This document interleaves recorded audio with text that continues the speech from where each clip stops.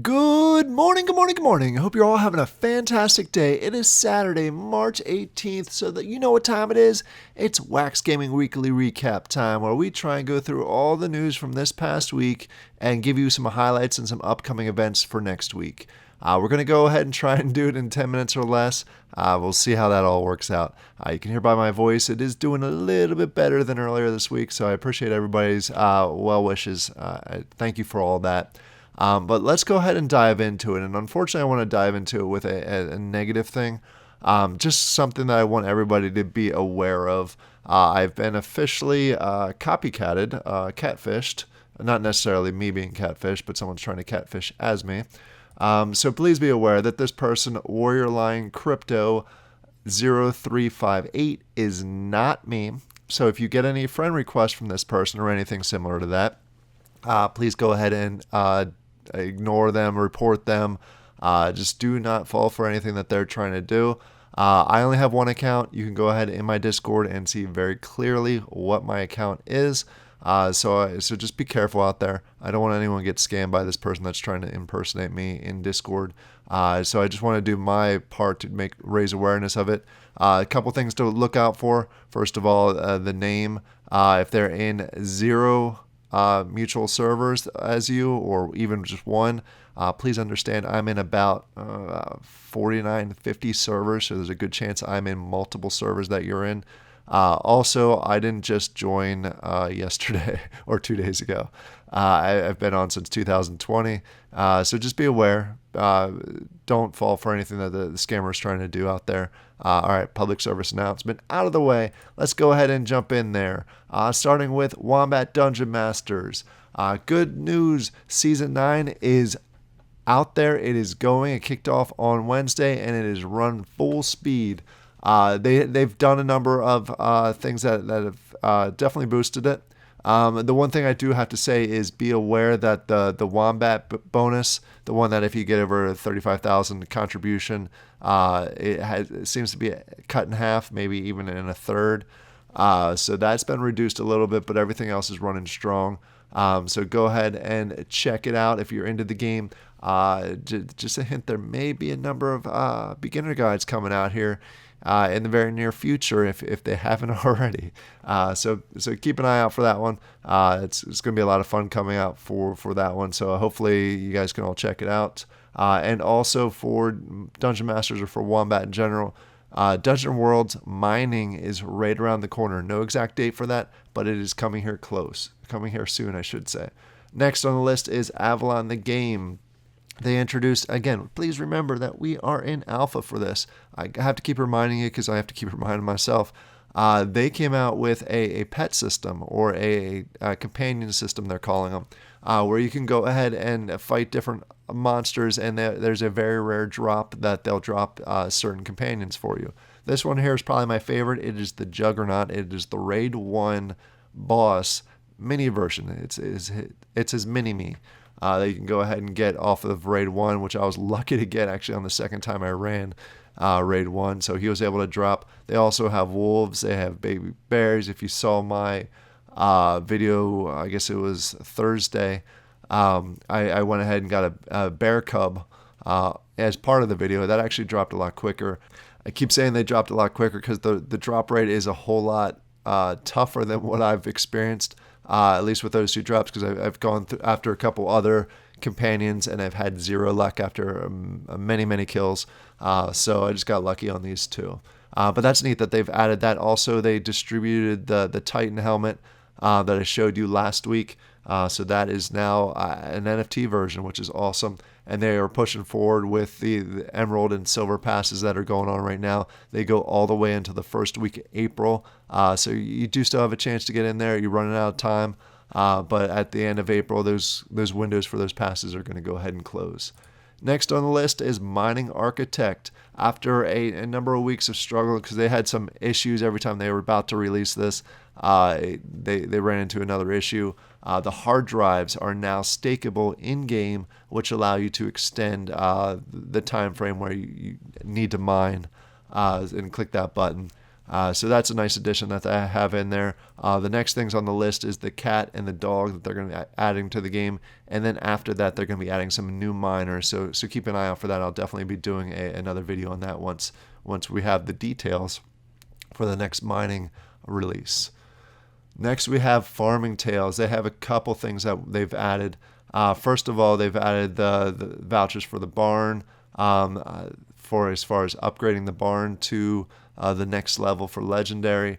They have a grass field quest in there. And then I did a video on this as far as the chain flex. At the time of recording this video, I'm not sure if I dropped the chain flex video yesterday for you or if it's going to be on Sunday. So if you have not seen it, it'll be out on Sunday.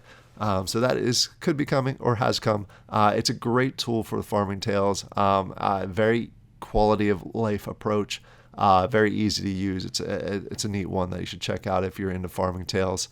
Next on the list, we have Taco. First of all, for Taco, Cryptia Season 2 has completed. So for those of you that were able to complete the quest line, the reward line, congratulations. Also on the list, they are continuing to work through the collector revision. They've gotten through a number of milestones. This one's showing March 6th is still out there as far as the new Omni distribution system.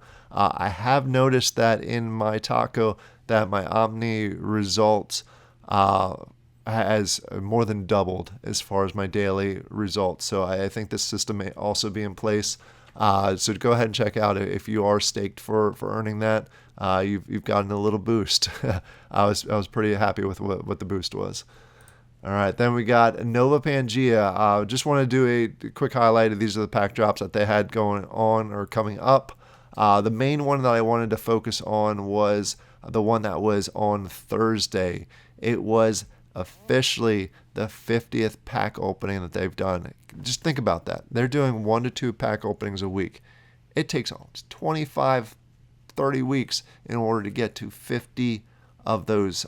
So congratulations to them. They're always entertaining. You always have a chance to win something, whether you buy into the pack breaks or the fact that you just watch. You always have a chance to win something in there. So I highly encourage anyone that enjoys a little bit of entertainment and has any interest in Novopangea, check out their pack drop or pack breaks. They're a lot of fun.